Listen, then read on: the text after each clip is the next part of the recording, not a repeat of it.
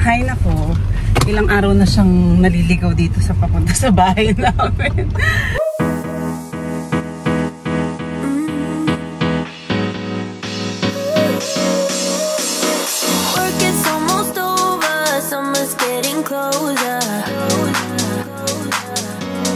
Hi mga soup! Good morning sa inyong lahat. So today, for today's vlog pala, meron akong mission. Pala ang kasama ko ay ang aking mother-in-law, si Ola.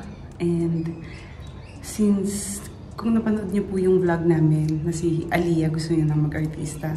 Ang next niya namang sinabi sa akin ay gusto niyang maging singer. So, gagayahin daw niya si Taylor. Magiging Aliyah Smith siya.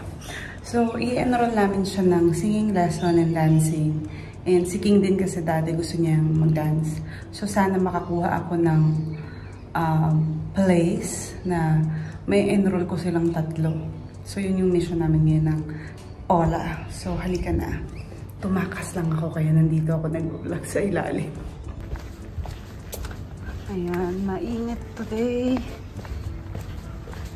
Pero okay lang kasi malapit nang mawala yung init na yun. Hello! Good morning! Hay nako, ilang araw na siyang naliligaw dito sa papunta sa bahay namin.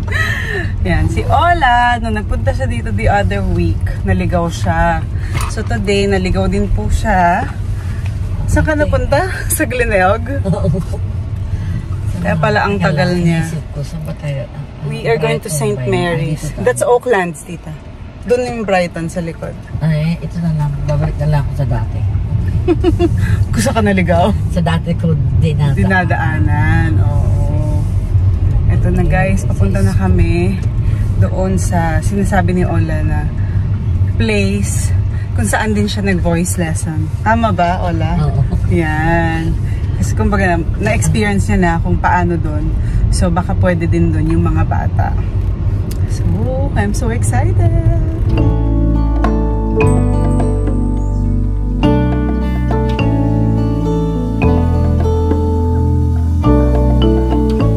Andito na kami, guys!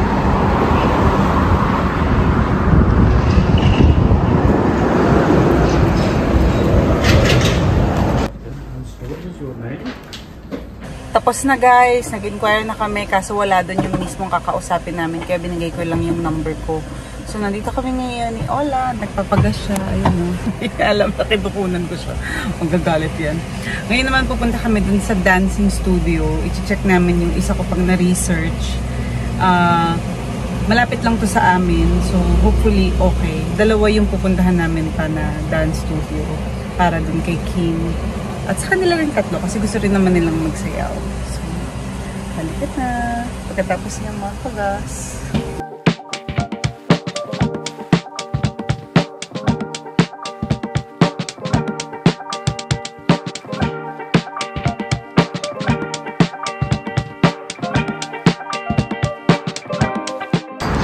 Ayan, dito namin sila enroll ng That's Dancing.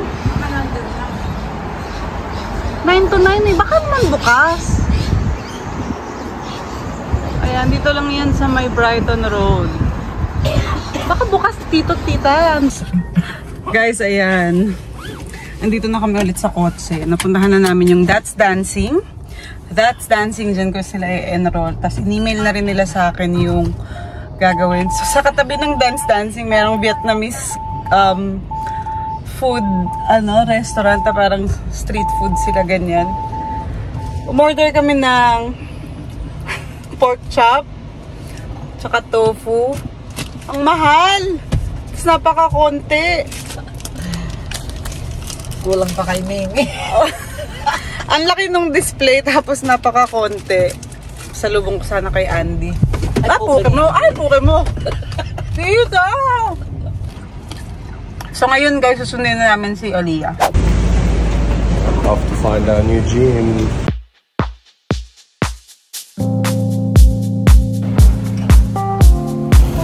Hi guys! Diba sabi ko sa inyo kanina maghahanap na kami ng gym din. So nandito kami sa Glenelg. Dito lang din malapit sa dati naming gym kami mag-e-enroll. Ang tawag dito Anytime Fitness. So, ayan. Tatlo lang kami. Si Mimi, si Andy, at ako. Kasi si Aliyah sumama kay Ola sa bahay nila. So, dadaanan na lang namin sila later. So, kami. Si Mimi pagod na agad. Mimi? Pagod. Pagod? Pagod. Pagod kaya karga. Yan ang excuse niya lagi kay Andy pag gusto niyang magpakarga. She will always say, Mami, pagod. Oo, ayan no. Try us for free. Anytime Fitness. Now open. So dito kami mag-enroll. May Pilates din.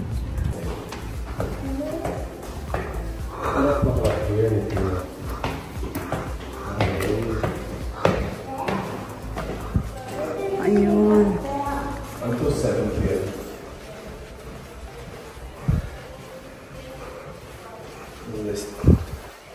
So this is also 24/7. Are you going? Done deal. We are already a member of Anytime Fitness. And this time, anuhin natin. Maximize natin. Ngayon ay, anong gagawin natin ngayon, Daddy? You want to get coffee? Doon na lang sa bahay niyo. Sa bahay. Di ba we're going to your mom's? Are we? Yeah, nandun si Aliyah, babe. Okay. Let's go then. It's from Mommy. Yeah. We're going to Ola's house. Guys, ito na, since naka-enroll na ako sa Anytime Fitness. Today is my first day. Hinatid ako ni Andy. Ako na muna yung mag-gym kasi nakatulog si Mimi sa kotse. So, this is it. I got the... Wait lang, meron na tayong susi. Got the key. Oopsie. Alrighty guys, so my package arrived early. Actually, it's supposed to be here tomorrow. And my sister only ordered this, I think, on Thursday. So this has come all the way from the US. I've been waiting for these. Boom. So this is, as you can see, it looks like a Spider-Man shoe. And I like it because there's not a lot of white, but there's enough white to break up the black from the red. But yeah, I like less white because it won't get as dirty as what I'm wearing right now. And these are the Rafa Nadal shoes. So I'm honestly not the biggest fan of Rafa Nadal. 100% I have respect for what he's done for tennis. But I haven't really liked his gear, except for back in the probably early 2000s when he came out with a lot of sleeveless stuff. Those were really cool. But in terms of the shoes, I haven't really liked them either. But this is the first one that I saw and I thought, wow, these are a really nice colorway, and they kind of remind me of like Spider-Man, Venom. So pretty cool sole as well. So yeah, pretty happy with these shoes. Just got to try them on, that's the only thing.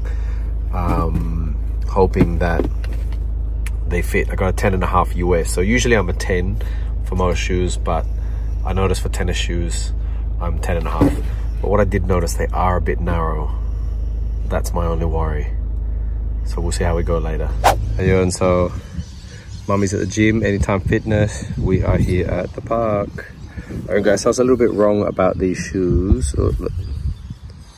Not on focus again. So I was a bit wrong about the shoes. They actually fit like a glove. So they're really, really comfortable. At first appearance, they look quite narrow because I have wide feet. But yeah, they fit great. So I love them, and I love the color. Black and red's really my thing.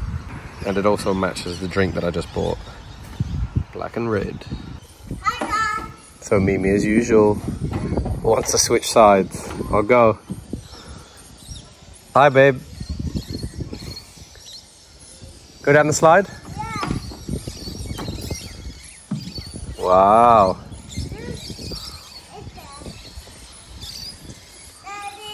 Yes, my love. Yeah, I know you can. Galing. Alrighty guys, so it's my time to hit the gym. I've got new shoes on and we're in a new gym. So we're trying out Anytime Fitness here in Hove. And like we said, I don't know if you watched the vlog, probably like 4 or 5 days ago, we actually were trying to buy the property right across from us. and we didn't end up winning that one, so we didn't end up getting that property. But yeah, I'm gonna try out the gym now, and yeah, hopefully it's nice. Hopefully there's some new machines. Let's go. I'm home na mga Zoobs, at nakakain na tayo ng dinner. Napakain ko na rin yung mga bata ng kanilang dinner.